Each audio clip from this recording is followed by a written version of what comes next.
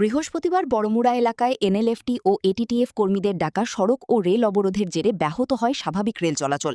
এরই প্রভাবে নারিঙ্গি থেকে আগরতলাগামী এক্সপ্রেস ট্রেনটি দীর্ঘ সময় ধরে তেলিয়ামুড়া রেল স্টেশনে দাঁড়িয়ে থাকতে বাধ্য হয়। ট্রেন দীর্ঘক্ষণ আটকে থাকায় যাত্রীদের মধ্যে দেখা দেয় চরম অসন্তোষ। অনেকেই নির্ধারিত সময়ে গন্তব্যে পৌঁছতে না পেরে বিপাকে পড়েন। বিশেষ করে জরুরি কাজে যাত্রা করা মানুষ, শিশু ও বয়স্ক যাত্রীরা সবচেয়ে বেশি ভোগান্তির শিকার হন। যাত্রীদের অভিযোগ, বারবার এ ধরনের অবরোধের কারণে সাধারণ মানুষকেই দুর্ভোগ পোহাতে হচ্ছে। দাবি দাওয়া আদায়ের আন্দোলনের নামে রেল ও সড়ক যোগাযোগ স্তব্ধ করে দেওয়ায় ক্ষোভ প্রকাশ করেন অনেকে। সড়কপথের পাশাপাশি রেলপথেও অবরোধের প্রভাব পড়ায় এক প্রকার অচলাবস্থার সৃষ্টি হয়।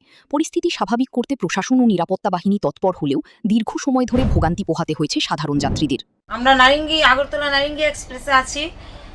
আমরা নারিঙ্গি থেকে কালকে 5টার সময় রওনা হয়েছিলাম, কিন্তু সকালে 9:30 নাগাদ পৌঁছে যাওয়ার কথা ছিল, কিন্তু রাস্তা অবরোধের কারণে আমরা আটকে গেছি তেলিয়ামুড়াতে। এখন তো কি আর বলবো, কিছু বলার মতন ভাষা নেই। পরিস্থিতি খুবই খারাপ। জনসাধারণের অনেক প্রবলেম হচ্ছে।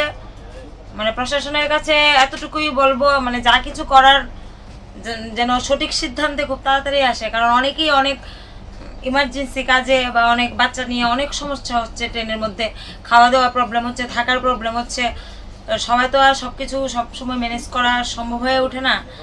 এই কারণে প্রশাসনের কাছে এটাই অনুরোধ থাকবে, তাড়াতাড়ি যেন এই প্রবলেমটা সলিউশন করে।